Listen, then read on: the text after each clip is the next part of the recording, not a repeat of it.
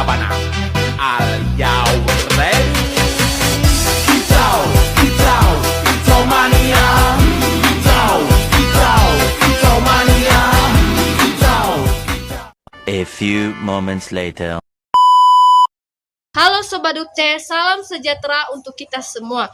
Perkenalkan, nama saya Christine Putrianti Lembanua, NIM 86041338, Prodi Fakultasi Keguruan dan Ilmu Pendidikan PGSD, UPBJJ Universitas Terbuka Medan.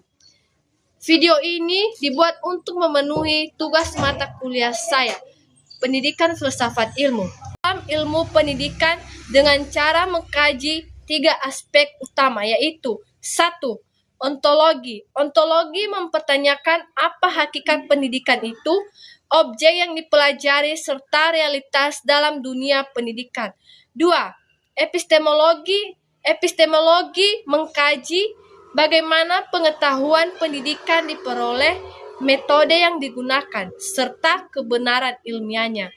Yang ketiga, aksiologi. Aksiologi menilai manfaat dan nilai-nilai yang terkandung dalam pendidikan, seperti etika moral dan tujuan pendidikan itu sendiri.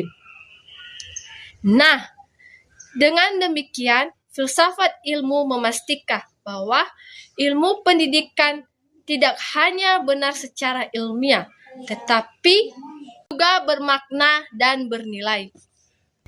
Yang kedua, bagaimana pendidikan yang bermakna dan bernilai turut memperkuat perkembangan filsafat ilmu. Nah, pendidikan yang bermakna dan bernilai akan menghasilkan praktik pendidikan yang tidak hanya fokus pada transfer ilmu, tetapi juga pembentukan karakter dan pemikiran kritis. Hal ini memperkuat filsafat ilmu karena 1. Mendorong refleksi terhadap tujuan pendidikan. 2. Mengembangkan pemikiran kritis terhadap teori dan praktis pendidikan.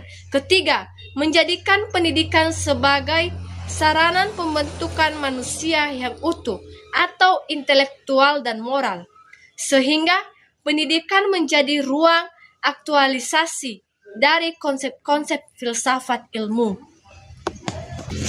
Oke, yang ketiga, mengapa filsafat ilmu dapat disebut sebagai pisau analisis atau ontologi atau epistemologi atau aksiologi dalam membedakan persoalan-persoalan pendidikan.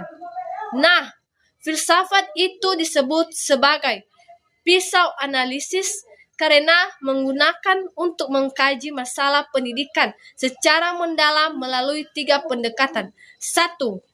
Ontologi. Ontologi menganalisis hakikat masalah atau misalnya apa itu belajar.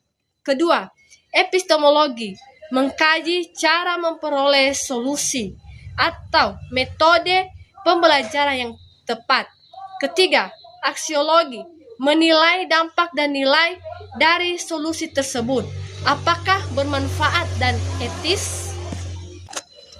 Dengan ketiga aspek ini, masalah pendidikan dapat dipahami secara menyeluruh dan tidak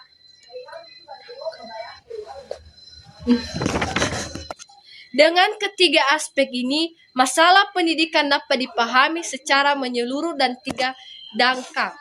Soal terakhir atau keempat, contoh konkret penerapan filsafat ilmu dalam praktik pendidikan. Nah, contoh penerapannya dapat dilihat dalam 1. Kebijakan kurikulum adalah penyusunan kurikulum mempertimbangkan nilai atau aksiologi, isi materi atau ontologi, dan cara penyampaian atau epistemologi. Kedua, proses pembelajaran. Guru memilih metode pembelajaran aktif karena diyakini lebih efektif secara epistemologi dan bernilai bagi perkembangan siswa. Penilaian pendidikan evaluasi tidak hanya mengukur kognitif, tetapi juga sikap dan keterampilan sebagai bagian dari nilai pendidikan. Oke, jadi filsafat ilmu memiliki peran penting dalam pendidikan sebagai dasar berpikir kritis alat analisis serta penentu arah dan nilai pendidikan agar lebih bermakna, ilmiah, dan bermakna bagi kehidupan.